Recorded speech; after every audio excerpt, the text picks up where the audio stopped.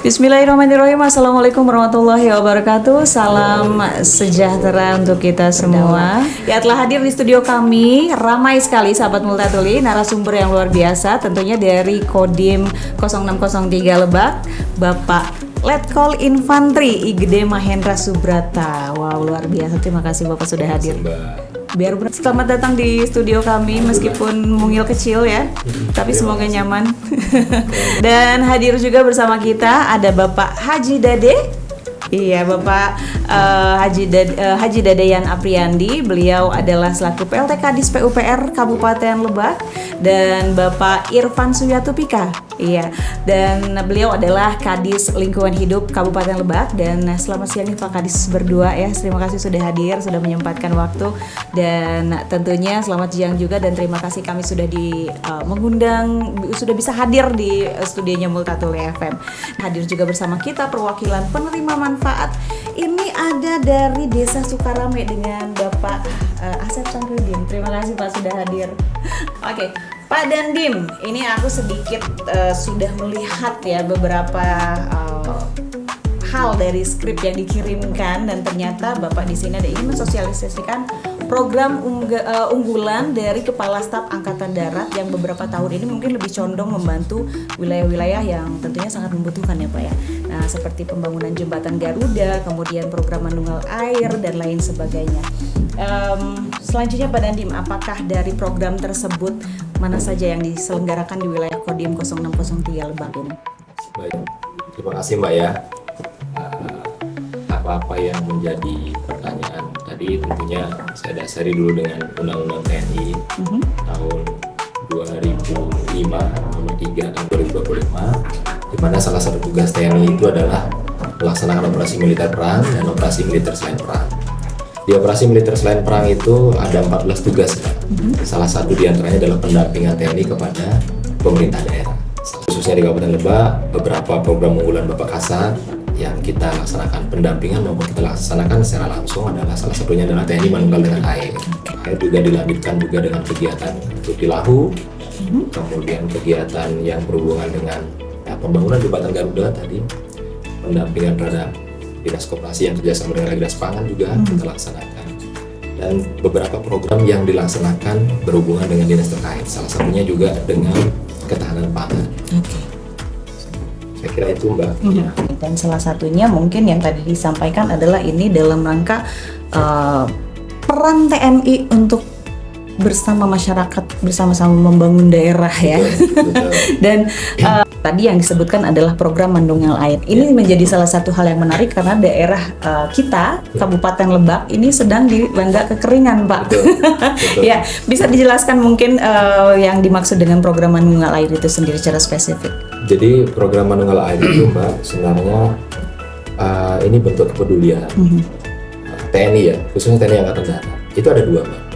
Yang pertama adalah air untuk kebutuhan air bersih, kemudian yang kedua itu air untuk pendampingan untuk irigasi. Betul.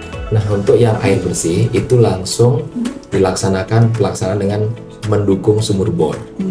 Nah, sumur bor itu pun ada beberapa kegiatan Pak. Sebenarnya ada juga yang di kegiatan didampingi di kegiatan kadang skala besar, ada juga khusus tersendiri dengan langsung pelaksanaan menerima laporan dari masyarakat.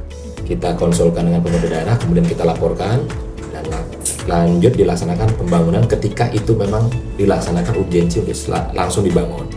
Kemudian ada juga yang memang insidental kita langsung laksanakan kerjasama dengan BPBD, kemudian kerjasama dengan Polri, kerjasama juga dengan pemerintah daerah. Itu kalau kita direct action Pak, artinya seperti permohonan terhadap kebutuhan air bersih yang langsung kita laksanakan pengiriman. Kebetulan kita ada air mobil tangki Mbak, jadi langsung kita laksanakan pengiriman.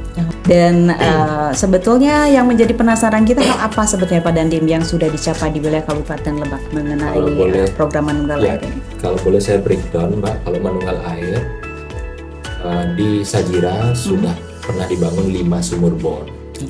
Kemudian sepanjang 3 bulan terakhir kita juga sudah membangun 6 sumur bor yang tersebar Mbak ya, yang tersebar di wilayah. Kemudian ke depan juga di TMMD yang insya Allah kita laksanakan di bulan Oktober Mbak, itu kita juga ada 5 sumur bor lagi.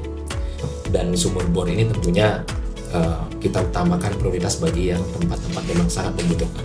Dari saya ke Dinas LH dulu Bapak. Dan kebetulan kan memang di Kabupaten Lembang banyak daerah-daerah yang terjadi kekeringan ya Bapak. Nah, kolaborasi yang dilakukan nih antara Kodim dengan LH sejauh ini bagaimana? Nah, kalau untuk di LH itu masuknya nanti ke arah vegetasi lingkungannya. Arah vegetasi lingkungannya itu terkait masalah tutupan lahan. Dengan programnya Pak Dandim, tadi langsung masuk ke penanaman pohon. Pak Dandim izin saya? Betul. Kami tentunya berterima kasih atas program yang dilaksanakan oleh Kodim dengan masyarakat di Cimarga terkait masalah penanam pohon ini. Jadi karena emang berhubungan dengan air, penanaman pohon itu tentunya dengan menanam pohon nantinya air hujan yang jatuh itu tidak langsung, jadi terserap dulu oleh akar tanaman sehingga akan menyimpan air. Pak, sebetulnya yang ingin juga menjadi perhatian, mungkin menjadi pertanyaan, bagaimana peran Kodim dan Babinsa dalam pelaksanaan program Manunggal Air ini? Oke. Sebenarnya Babinsa itu adalah di ujung tombaknya kami, Mbak. Betul. Kalau di Kodim itu teritorial, mata dan telinga kami itu Babinsa. Dan Babinsa itu sangat dekat dengan masyarakat. Sehingga saat pelaksanaan tugasnya, tentunya mereka pasti akan menerima keluhan, laporan. Terlepas dari perangkat desa yang sudah ada, tentunya mereka berkoordinasi di desa, saling urun rembuk lah, Mbak ya bahasanya. Nah, air di sini memang itu banyak sekali program pemerintah. Yang kita laksanakan sekarang adalah Babinsa ini menerima laporan. Setelah laporan itu kami himpun, kami juga bersinergi dengan data kami laporkan kepada pemerintah daerah juga. Dari situ kita pilah-pilah mana yang mungkin akan kami laksanakan pembangunan, kemudian mana juga yang dilaksanakan oleh pemerintah daerah. Namun di sini Babinsa akan lebih detail Mbak dapat informasinya dan reaksinya pun ke kami harapannya lebih cepat, sehingga masalah air, tetapi air yang dimaksud adalah mereka akan survei langsung dengan kepala desa, dengan masyarakat, dan disitulah tugasnya Babinsa kami, Pak. Dan memang seperti yang tadi Pak Dani bilang, Babinsa ini menjadi ujung tombak ya, ujung tombak dari program-program yang dijalankan tentunya dari Kodim dan juga bisa menyentuh masyarakat. Seperti apa reaksi masyarakat ketika di desa tersebut? Berarti sudah termasuk di Sukarame? Di Sukarame juga di Sukarame sudah. Selain itu juga. Terima kasih. Tentunya dengan adanya program Kodim ini dan seluruh jajaran TNI yang kolaborasi dengan Pemda juga, karena kebetulan memang di daerah kami itu kan wilayah yang kritis juga ya. Karena setiap tahun itu adalah langganan kekeringan. Makanya langkah awal kami meminta bantuan itu adalah sumur bor. Tentunya masyarakat sangat antusias menerima ini karena setidaknya mereka ketika pas musim kemarau ada memang stok air, terutama untuk air bersih. Sehingga tapi memang ada manfaatnya selain masyarakat juga. Kita berterima kasih juga ke Pak Prabowo, ya, Pak Kasat dan Pak Dandim berjajaran yang sudah menggulirkan program ini. Kebetulan desa kami mendapat sumur bor 5, terus pembangunan jalan lapen 750 meter, jembatan Garuda 21, dan ada juga pembangunan masjid di sana. Manfaat yang paling utama itu adalah membangkitkan kembali rasa kegotong royongan masyarakat. Oke, betul. Karena jelas di situ membawa yang disampaikan Pak Dandim tadi, Babinsa beserta masyarakat, beserta juga dari Koramil dan Kodim, bahu-membahu siang dan malam kadang-kadang, terutama untuk mengerjakan apa yang dilakukan masyarakat. Jadi masyarakat sangat bersyukur dengan adanya program ini. Yang paling dirasakan atau apa perubahan yang paling dirasakan oleh masyarakat? Tentunya kalau kaitan dengan Manunggal Air, masyarakat tidak merasa khawatir ketika masuk kemarau, itu yang paling utama. Program ketahanan pangan ya, dan tentu ini mungkin juga menjadi penasaran untuk sahabat Multatuli di rumah. Dan kita tahu dalam mendukung program pemerintah nih ya, TNI Angkatan Darat melalui satuan kewilayahannya juga turut berperan ya Pak Dandim ya dalam berbagai kegiatan yang berkaitan dengan ketahanan pangan. Oke, bisa mungkin Bapak dijelaskan juga ya hal yang paling mendasar sebenarnya yang dimaksud dengan program ketahanan pangan yang dilaksanakan di wilayah ini, apa tujuan utamanya? Ketahanan pangan itu merupakan upaya bersama. Jadi upaya bersama bukan hanya masalah makanan yang kita akan nikmati di hari ini atau hari besok. Upaya bersama seperti Mbak tadi sampaikan bahwa adanya kewajiban setiap warga negara untuk melaksanakan upaya bersama dalam meningkatkan produktivitas pangan. Jadi bukan hanya masalah makanan kita terima hari ini, tidak, tapi dari kita memulai awal menyiapkan lahan, kita melaksanakan pendampingan Mbak, sampai mungkin melaksanakan ekosistem kegiatan penanamannya, sampai sebelum panen, khususnya di Lebak ini kan memang varietasnya padi ya Mbak. Jadi kita juga harus menjamin petani itu juga bisa panen sesuai dengan waktunya. Kalau seandainya sudah panen, hasil panennya dibawa kemana, ini juga harus sudah kita bisa menjamin sampai di rantai pasoknya. Yang pertama yang sangat teknis Babinsa lakukan adalah mulai dari awal penyiapan lahan Mbak. Buka lahan, saya masih dapat terima laporan itu tahun 2017, itu kita namanya cetak sawah Mbak. Jadi dari lahan hutan dibongkar menjadi sawah. Setelah itu dimaksimalkan sampai sekarang, sampai tahun ini udah 200 hektar Mbak. Nah, selama penyiapan lahan tadi, tentunya memulai orang menanam pasti memerlukan pupuk, Betul. bibit, atau bahkan alat, mungkin traktor dan sebagainya. Itu diyakinkan semua bantuan-bantuan pemerintah harus nyampai kepada petani. Itu satu. Terus yang kedua, pada saat mereka melaksanakan kegiatan luas tambah tanam umpamanya Mbak di kegiatan oplah. Jadi memang harapannya bukan hanya IP1 pada waktu dulu. Nah, sekarang sudah kita di sini bisa IP2, IP3. Harapannya apa? Air lagi. Memastikan air juga harus mengalir ke tempat petani butuhkan. Setelah itu anggap mereka sudah besar dan sebagainya dan 3 bulan panen.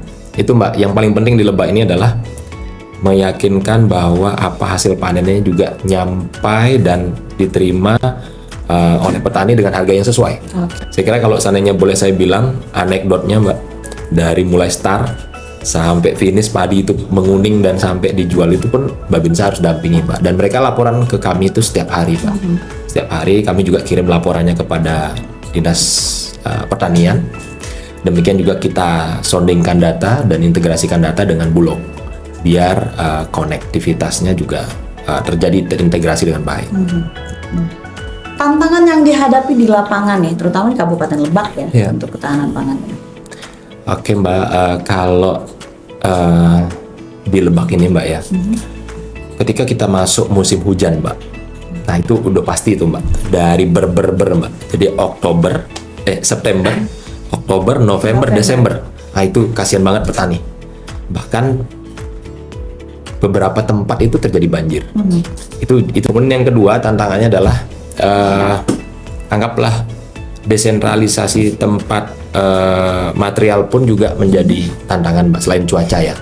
Contoh bahan bibit dan sebagainya. Sekarang alhamdulillahnya di Lebak juga sudah ada jalan yang menghubungkan desa dengan desa Mbak ya. Kemudian berikutnya juga Mbak, yang menjadi tantangan adalah masalah titik pengedropan padi. Jadi sebelum padi itu akan dibawa ke penggilingan padi, itu juga awal mulanya menjadi tantangan karena sarana angkutnya dan sebagainya. Tapi sekarang alhamdulillahnya sudah sedikit terakomodir dengan adanya di Lebak juga sudah ada pabrik penggilingan padi. Lain alhamdulillah sejauh ini sudah ada yang IP3 kita di Lebak. Kalau dulu cuma IP1, sekarang sudah ada IP2, bahkan ada IP3. Pak Dandi, berikan dong pesan-pesan kepada generasi muda di Kabupaten Lebak nih, ya, tentang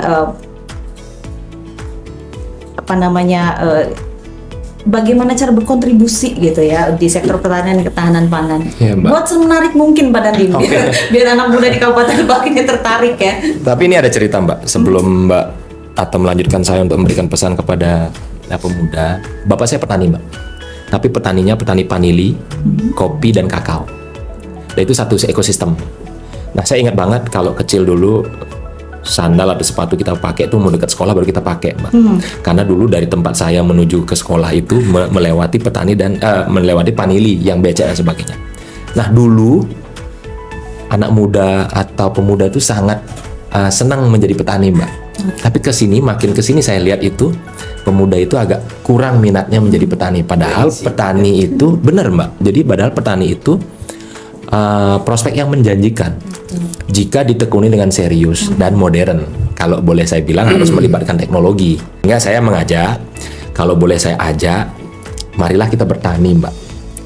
Tidak menutup kemungkinan petani yang serius dan modern itu juga memiliki hasil finansial yang cukup menjanjikan, dan itu harus ditekuni dengan baik dan dikolaborasikan dengan teknologi. Betul. Kalau boleh saya ajak, ayolah kita bertani, mumpung di Lebak, sawah kita Banyak luas. lahan, Ya memang dan yang itu dukung. tidak hanya menutup kemungkinan hanya untuk varietas padi, Mbak. Jadi hal-hal lain kalau tidak salah saya lihat itu ada manggis di sini. Saya pernah lihat itu ada manggis yang cukup di kecamatan daerah Cipanas sana, itu manggisnya cukup banyak. Kemudian di sini juga varietas durian, Mbak. Betul. Durian. Kemudian kalau nggak salah ada beberapa kecamatan tuh ada rambutan. Nah, artinya, ayo kita bertani dan cobalah hal yang serius, meskipun tidak luas, tapi manfaatkan teknologi yang ada. Saya kira itu, Mbak. Sebenarnya apa yang menjadi latar belakang dan tujuan dari kegiatan ini, Pak? Baik, Mbak, ini sebenarnya ada hubungan dengan yang pertanyaan tadi, Mbak. Ketika kita menjaga air, itu juga kita mengingatkan bahwa ada hubungan kita manusia dengan manusia, manusia dengan Tuhan, dan manusia dengan alam. Salah satunya tadi itu alam yang kita maksud adalah yang mungkin kita lakukan dengan berhubungan dengan ekosistem yang lain itu adalah menanam pohon. Pohon tadi yang dimaksud adalah pohon berkambium atau berkayu atau berbuah sekalipun. Nah, khususnya kemarin di Lebak, kalau tidak salah data kami menunjukkan di akhir tahun lalu kita ada melaksanakan penanaman bakau 750 pohon di daerah Malimping. Namun di tahun ini kita juga ada melaksanakan penanaman pohon sekitar 300-an pohon di daerah Cimarga kalau tidak salah nanti mungkin. Dan itu sebenarnya hal yang kami laporkan secara langsung, tapi banyak juga kegiatan penanaman pohon yang dilakukan oleh Babinsa secara tidak langsung dan tidak terlaporkan kepada kami juga. Harapannya seperti ini, tidak ada yang memotong pohon. Yang dirasakan dari atau apa kegiatan apa yang sudah dilakukan bersama dari masyarakat warga Margajaya? Terima kasih. Kami dengan adanya menanam pohon dari Kodim bahwa di Margajaya karena situasinya adalah lingkungannya tambang. Nah, kemarin ada kegiatan Kodim 0603 ya di Cimarga. Jadi itulah investasi ke depan untuk anak-anak muda.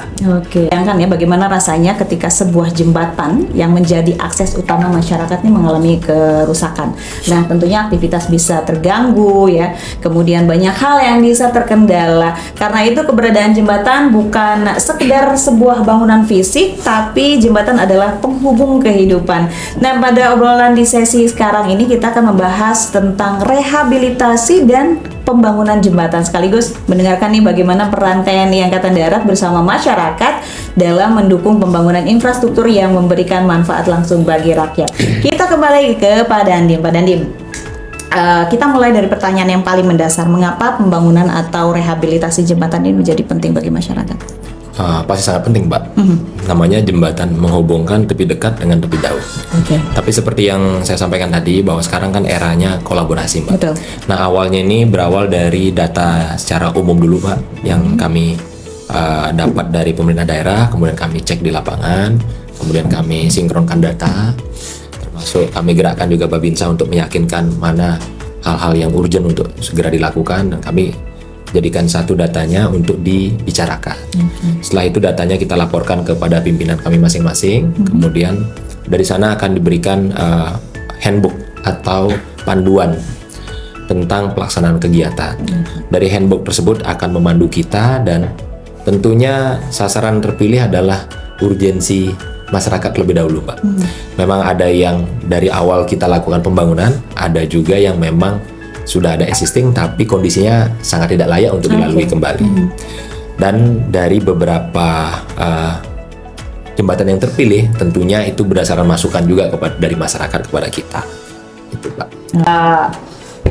Apa namanya, sinergitas nih yang dilakukan oleh Kodim dengan PUPR secara spesifik. Alhamdulillah kan itu kan ya sudah dengan hadirnya program ini ya, kemudian adanya Pak Dandim juga kan itu kan ya, artinya kami berterima kasih sudah ikut membangun Lebak. Gitu. Kalau boleh saya jelaskan sedikit kepada pemirsa, dari awal tahun Februari itu Presiden melalui kementeriannya terkait, dalam hal ini dari Angkatan Darat, itu melaksanakan sudah 6 tahapan.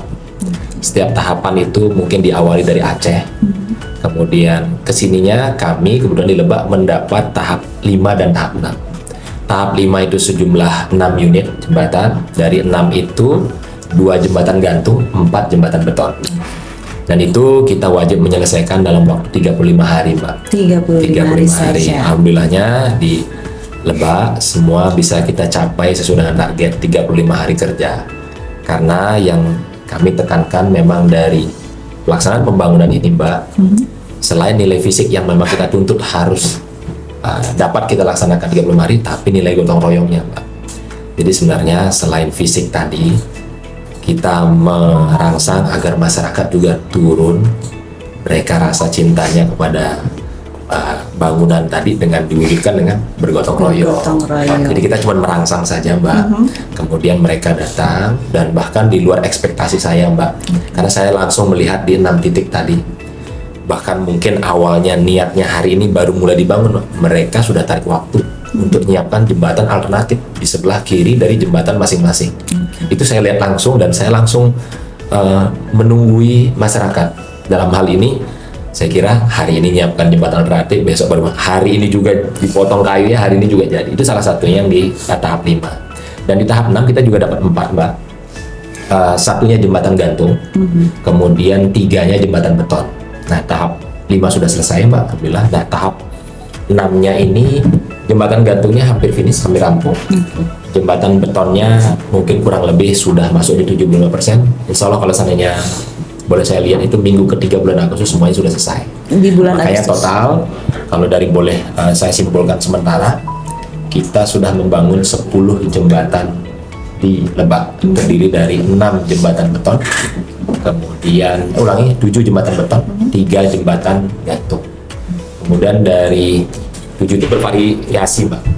Bentangannya mulai dari 10 meter yang paling kecil sampai yang paling panjang itu 15 meter. Ada 20 meter. 20 meter. Kemudian lebarnya dari ada yang 2,4 kita lebarkan menjadi 3 meter. Rata-rata 3 meter. Jadi kalau mobil itu lewat tidak mepet sekali dengan lebarnya jembatan. Alhamdulillah bisa lancar kita laksanakan. Oke. Yang tadinya memang kondisi rusak cukup parah gitu. Alhamdulillah dengan adanya program jembatan Garut ini sekarang sudah luar biasa gitu. Karena tentunya dengan tidak adanya jembatan itu terkendala juga untuk ekonomi masyarakat. Gitu.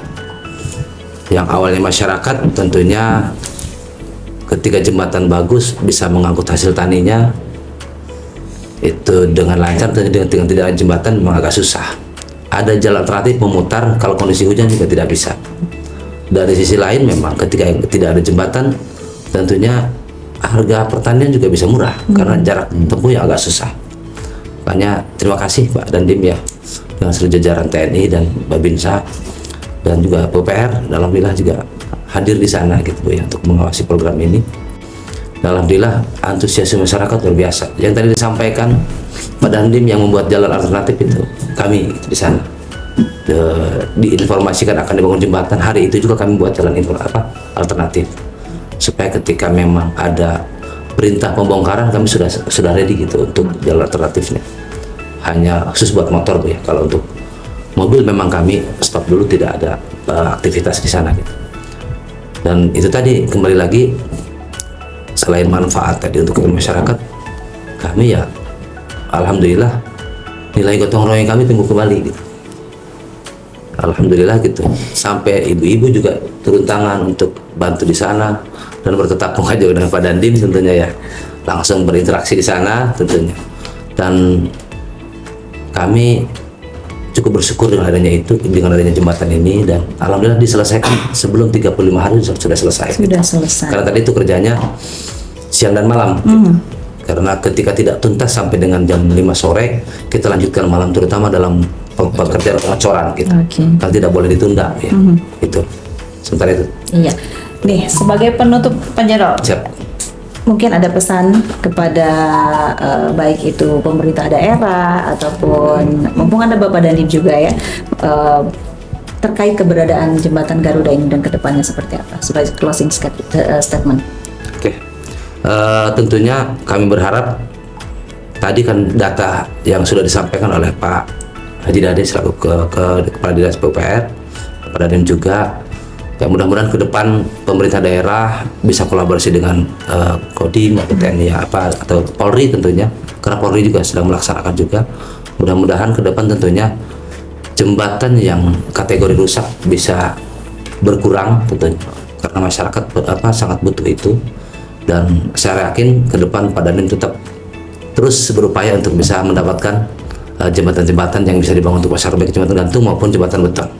Dan untuk Lebak tentunya sampai sekarang pun masih berupaya Pak ya untuk melaksanakan itu, karena tadi tuntutan masyarakat ya, karena tadi itu baik program yang dilaksanakan oleh Pemda maupun TNI melalui jembatan Garuda itu tentunya sangat bermanfaat untuk masyarakat. Pak Dandim, mungkin ada yang ingin disampaikan kepada masyarakat maupun Pak Kadis dan Bapak-Bapak Jarod yang ada di sini untuk berkaitan dengan program yang dijalankan oleh Kodim. Baik, kesempatan ini saya berterima kasih secara kesatuan pada pemerintah daerah maupun pemerintah desa maupun segala institusi yang membantu terlaksananya program-program yang kata melalui Kodim Lebak, mulai dari karya bakti dan sebagainya, jembatan, pengairan dan sebagainya. Tentunya tidak bisa terlaksana melalui Kodim saja. Seperti saya tadi sampaikan bahwa sekarang eranya tuh kolaborasi, Mbak. Betul. Ketika kita ingin berinovasi, kita harus berkolaborasi. Dan itu pun tidak bisa kita rawat sendiri. Makanya kenapa rangsangan tadi kami menyampaikan bahwa yang seyogianya fisik itu lebih penting dari semangat gotong royong. Karena dari dulu masyarakat kita tuh tumbuh dari gotong royong, Pak. Bahkan sampai sekarang pun sebenarnya tidak luntur, masih ada. Tinggal diingatkan kembali. Salah satunya diingatkan oleh Kadis PUPR tadi dengan LH, bahwa apa yang kita kerjakan melalui pemerintah itu tentunya harus dirawat. Betul. Salah satu contoh merawatnya adalah contoh tonase jembatan tadi kan mungkin ada batasannya. Yang dulu awalnya 5 ton, mungkin kita bisa bangun menjadi 10 tonasenya. Tentunya juga harus diatur di daerah tersebut. Kalau memang tonasenya 10 ton, tidak boleh ada truk yang bisa melintasi lebih dari 10 ton untuk menjaga sampai anak cucu kita bisa menikmati, Pak. Saya kira itu, dan sekali lagi terima kasih Mbak, Bapak-bapak semuanya. Kesempatan hari ini saya sampaikan bahwa TNI akan selalu ada untuk negara, khususnya di Lebak. Kodim Lebak akan selalu ada untuk Kabupaten Lebak. Terima kasih. Oke, boleh tepuk tangan semuanya untuk kita semua. Ya, sahabat Multatuli, itu tadi last statement dari Pak Dandim kita, itu juga menjadi penanda bahwa harus berakhir, Bapak ya. Sebetulnya banyak program lain yang ingin disampaikan, tapi nanti deh kita cari jadwal lain ya untuk bisa menjelaskan dan mensosialisasikan, menginformasikan kepada sahabat Multatuli. Terima kasih sekali lagi Pak Dandim, Pak Kadis, hatur nuhun sudah datang, Pak Jarod sudah memberikan edukasi dan informasi kepada warga masyarakat Lebak, dan tentunya ini menjadi salah satu hal yang paling istimewa sahabat Multatuli untuk Multatuli FM ya. Dan tapi sayang harus kita akhiri. Terima kasih banyak atas segala perhatiannya sahabat Multatuli. Sekali lagi live streaming bisa di TikTok @multatuli_fm atau live Instagram juga sahabat Multatuli bisa menyaksikan siaran ulang kami di YouTube Multatuli FM. Terima kasih banyak. Kita bertemu lagi di Taksel di lain kesempatan. Mohon maaf atas segala kekurangan. Bersama rakyat mewujudkan Indonesia maju dan berdaulat. Assalamualaikum warahmatullahi wabarakatuh. Waalaikumsalam warahmatullahi wabarakatuh. Bapak